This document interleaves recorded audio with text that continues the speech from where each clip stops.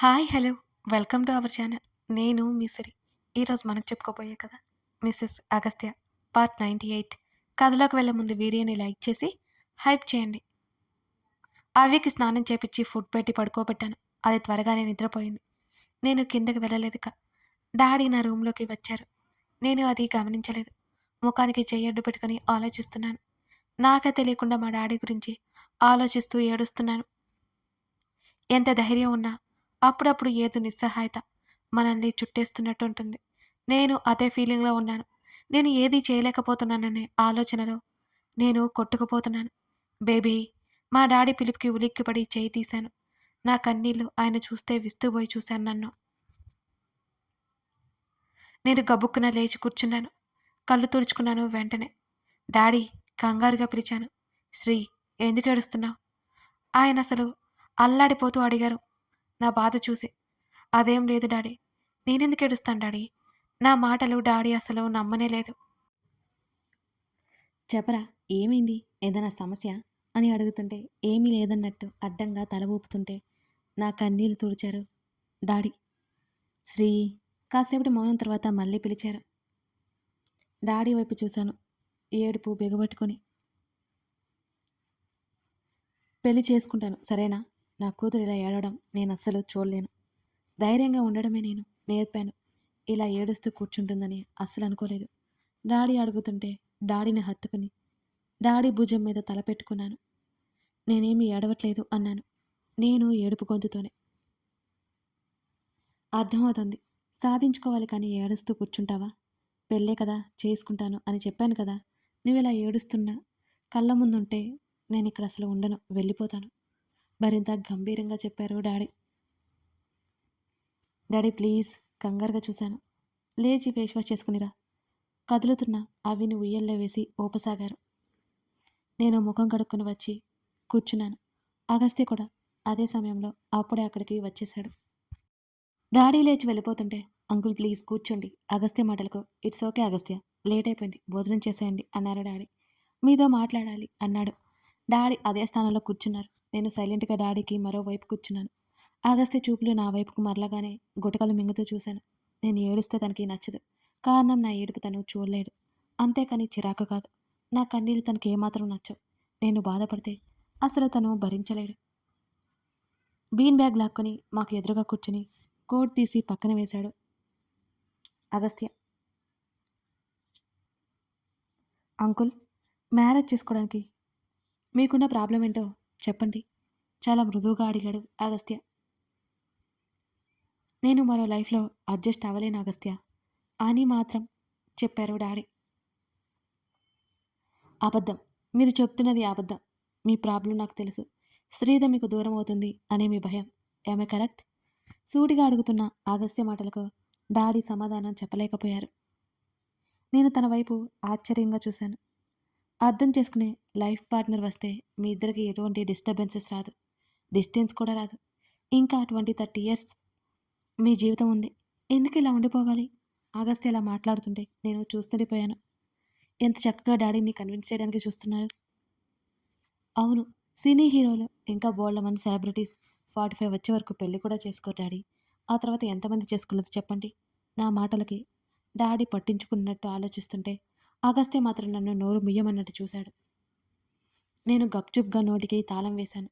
నన్నేమీ మాట్లాడనివ్వట్లేదు ఇతగాడు. నేను కూడా డాడీని కన్విన్స్ చేస్తాను కదా, ఎందుకు నన్ను మాట్లాడనివ్వట్లేదు?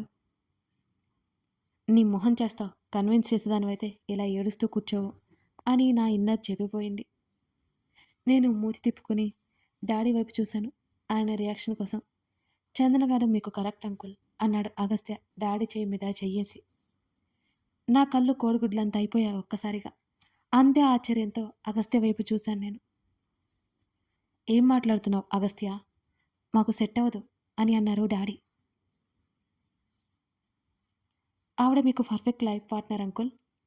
ఒంటరితనం, బంధాల విలువ ఆమెకు తెలిసినంతగా ఎవరికీ తెలియదు అని అగస్త్య అన్నాడు.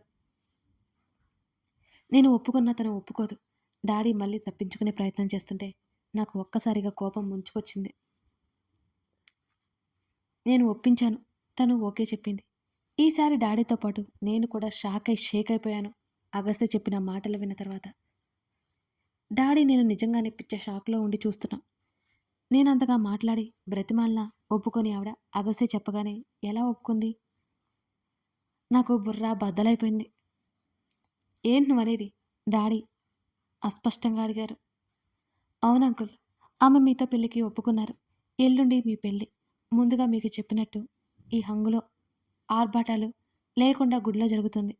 మా వాడు పెళ్లి ముహూర్తం కూడా ఫిక్స్ చేసుకుని ప్లేస్ కూడా ఫిక్స్ చేయడంతో నాకు పట్టలేని ఆనందం కలిగింది. తనని గట్టిగా హత్తుకుని ముద్దు పెట్టుకోవాలనిపించింది ఆ క్షణం. డాడీ ఉన్నారు కాబట్టి నన్ను నేను అదుపు చేసుకున్నాను. పాపం మా డాడీ ఇంకా షాక్లోనే ఉన్నారు. మా వాడి గురించి డాడీకి పూర్తిగా తెలియదు. నా కోసం ఏదైనా చేస్తాడు కదా! చిటికలో సమస్యని సాల్వ్ చేసేసాడు. డాడీ నా వైపు ఒకసారి చూడగా నేను డాడీని ఒప్పుకోమన్నట్టు కళ్ళతోనే అర్థించాను. సరే మీ ఇష్టం. చందన ఒప్పుకుంటే నాదేం లేదు. అగస్త్య చేతి మీద మరో చెయ్యి వేసి డాడీ లేచారు పైకి. ఒకసారి ఆమెతో మాట్లాడండి అంకుల్ అని అన్నాడు అగస్త్య. సరే అన్నట్టు తలాడించి డాడీ వెళ్ళిపోయారు అక్కడి నుంచి. అగస్త్య లేచి షర్ట్ బటన్స్ తీస్తుంటే నేను వెంటనే వెళ్ళి తనని కౌగిలించుకున్నాను. Thank you so much. ఎమోషనల్గా హత్తుకుని నా సంతోషాన్నంతా వ్యక్తపరుస్తుంటే నా ముఖాన్ని చేతుల్లోకి తీసుకుని పిరికిదానిలా ఏడ్చావంటే చంపి పుడుస్తా. డెడ్లీ వార్నింగ్ ఒకటి నా ముఖాన పడేసి ఫ్రెష్ అవడానికి వెళ్ళిపోయాడు నా రావణ్. తన కోపంలో కూడా కనిపిస్తున్న ప్రేమను చూసుకుంటూ మురిసిపోయాను నేను తెగ. తను ఫ్రెష్ అయ్యి వచ్చే వరకు వేచి చూసి తను రాగానే మరలా కౌగిలించుకున్నాను. తను విడిపించుకోవడానికి ప్రయత్నించగానే దూరం జరిగినట్టుగా జరిగి తన ముందుకు వెళ్ళి మళ్ళీ హత్తుకున్నాను. తన హృదయం మీద ముద్దు పెట్టుకున్నాను. నేను బాధపడ్డాను అంతే. ఆ మాత్రం దానికి కోపం ఎందుకు నీకు? ఇక ప్రాబ్లం సాల్వ్ అయింది కదా. నేను చాలా సంతోషంగా ఉన్నాను. నాకు కోపం చూపించావంటే మళ్ళీ ఏడుస్తా కూర్చుంటా అని తన్ని బెదిరించాను. నా తల వెనక పట్టుకొని తల వెనక్కి లాగి వెళ్ళి ఫుడ్ తీసుకురా ఆర్డర్ వేసి నన్ను వదిలాడు. నేను మూతి తిప్పుకుంటూ కిందకి వెళ్ళి నానమ్మకి మ్యాటర్ చెప్పాలి అనుకున్నాను కానీ బామ్మ అప్పటికే నిద్రపోయింది. తన కోసం నా కోసం ఫుడ్ తీసుకుని పైకి వచ్చాను. గ్లాస్ డోర్ దగ్గర కూర్చొని మొబైల్ చెక్ చేసుకుంటున్నాడు అగస్త్య. తన పక్కనే కూర్చొని తనకి తినిపించడానికి స్పూన్ ముందుకు పెట్టాను.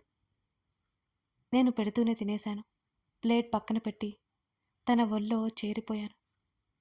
అసలు ఎలా ఒప్పించావామని అని అడుగుతుంటే తన ముఖంలోకి చూస్తూ అడుగుతుంటే అవన్నీ నీకెందుకు 2 డేస్లో పెళ్ళి తెగ హడావుడి చేయకుండా సింపుల్గా చూడు అని నా చెంప మీద చేయి వేశాడు. నా మీద తన కోపం ఎక్కువసేపు నిలవదని నాకు కూడా తెలిసిపోయింది. అలాగే చేస్తాను థ్యాంక్ యూ తన కళ్ళల్లోకి చూస్తూ చెప్పి ముద్దు పెట్టుకున్నాను. తన చేతులు నా చుట్టూ బిగుసుకున్నాయి. ముద్దులో గాఢత పెరుగుతుంటే ఊపిరాడక తన భుజాలు పట్టి వెనక్కి నెట్టి ఊపిరి పీల్చుకున్నాను. చంపేస్తావా ఆయాసపడుతూ అడిగాను. జస్ట్ 5 మినిట్స్ కిస్కే అల్లాడిపోతున్నా. ఇక 30 మినిట్స్ అంటే ఛాలెంజ్లు చేసావు గుర్తులేదా నీకు అని అల్లరిగా అన్నాడు. అమ్మో నా వల్ల కాదులే, బుద్ధుంటే ఇంకోసారి అలాంటి బెట్లు వేయను అని మూతి పక్కకు పెట్టుకున్నాను. ఇట్స్ టూ లేట్ రెస్ట్ తీసుకో అని అన్నాడు. నేను రెస్ట్ తీసుకుంటూనే ఉన్నాను. కావాల్సింది నీకే. వెనక్కి వాలిపోతున్నా తన మీదకి వెళ్ళిపోయాను. తను కళ్ళు మూసుకున్నాడు. నాకు నిద్రపట్టి చావలేదు సంతోషంతో. తనతో అల్లరి చేయడం మొదలుపెట్టాను. సెనోరిటా బుద్ధిగా పడుకో, లేకపోతే తర్వాత ఏడుస్తావు కళ్ళు మూసుకుని సీరియస్గా చెప్పాడు అగస్త్య. తన ఛాతీ మీద పొదల సంఖ్యలో బోలెడన్ని గిఫ్ట్లు ఇచ్చేశాను. తను పరవశంగా ఫీల్ అయ్యాడు. వెంటనే నన్ను దగ్గరికి తీసుకుని మరోసారి నా పెదవుల మీద ముద్దు పెట్టుకుని ప్రేమ యుద్ధంలో మైమర్చిపోయాం. చిరుచమటలు చిందిస్తున్న ఇరుదేహాలు ఒకదానితో ఒకటి దగ్గరైపోయాయి. తన ప్రేమ వర్షంలో తడిచి తన కౌగిలిలో సేదతీరుతున్నాను. నా తల పైకి ఎత్తి తన వైపు చూశాను. తను కళ్ళు మూసుకుని రిలాక్స్ అవుతున్నాడు.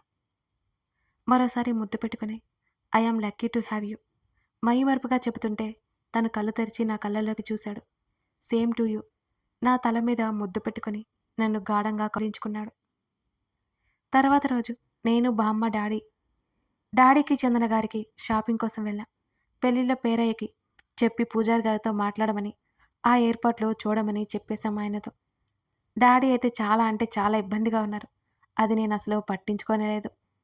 చందన గారికి అడ్రస్ షేర్ చేసి, తర్వాత రోజు ఆ మరుసటి రోజు ఉదయం 9 గంటలకి గుడికి రమ్మని చెప్పాం.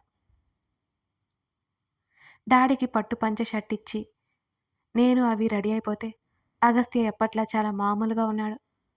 చక్రవర్తి అంకుల్‌కి ఈ విషయం తెలిసి చాలా సంతోషపడ్డారు. ఆయన కూడా డాడీని ఆట పట్టించడం మొదలుపెట్టారు.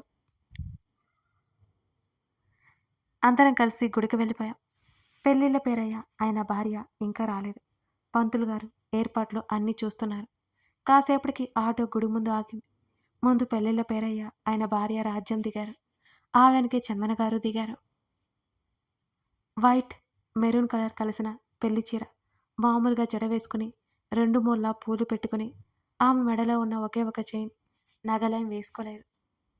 చాలా మామూలుగా వచ్చేశారు. నాకు కళ్ళు తిరిగిపోయాయి ఆమెను చూసి.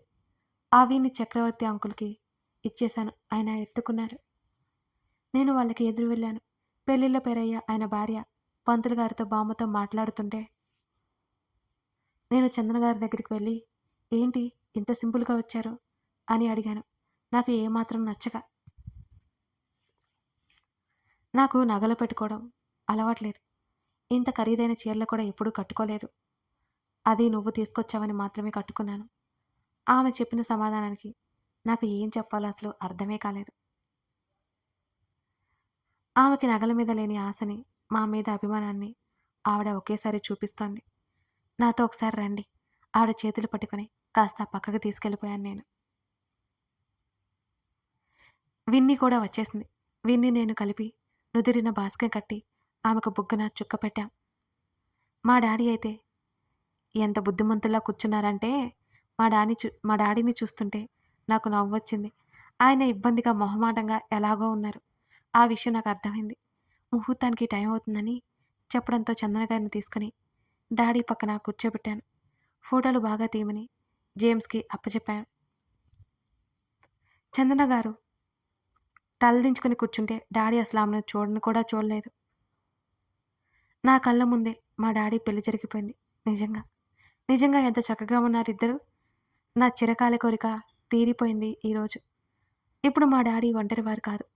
ఆయన బాధలో, ఆయన సంతోషంలో, ప్రతి దాంట్లో ఆయనకి పంచుకోవడానికి ఆయన పక్కనే ఆయన భార్య ఉందిప్పుడు. ఇదంతా తప్పో ఒప్పో నాకు తెలీదు. మా డాడీ సంతోషంగా ఉండాలి అంతే. భార్య పోయినంత మాత్రాన ఆయన ఎందుకలా మిగిలిపోవాలి అనేది నా ఆలోచన. ఆయనకంటూ కొన్ని ఆశలు, కోరికలు ఉంటాయి కదా! అలిసి వస్తే ఆప్యాయంగా అన్నం పెట్టే భార్య ఉండాలి కదా!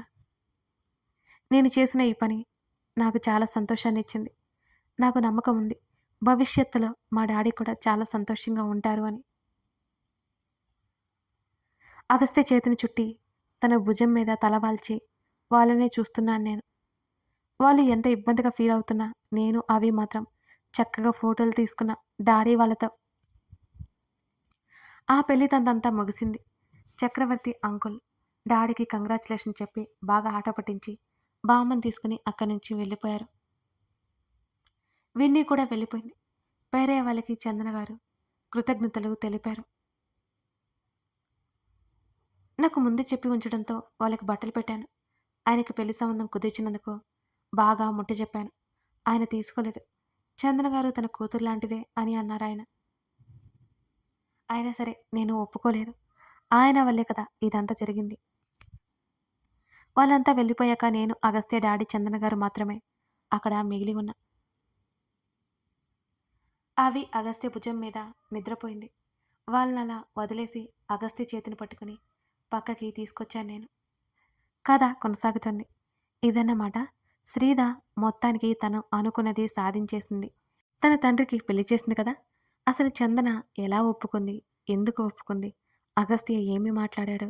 ఇవన్నీ తెలియాలి అంటే తర్వాత భాగం చూడాల్సిందే. కథ నచ్చితే లైక్ చేసి కామెంట్ చేయడం మర్చిపోకండి. అలాగే మన ఇన్‌స్టా ఐడీ సిరిరాతలు. ఆల్రెడీ మీకు మధ్య మధ్యలో ఆ టెక్స్ట్ స్క్రోల్ అవుతోంది కదా! అక్కడ మన ఐడీ కూడా ఇచ్చాను. ఒకసారి చెక్ చేసి ఫాలో అయిపోండి. మర్చిపోకండి friends. Thank you for watching this video. మరో ఎపిసోడ్‌తో కలుద్దాం.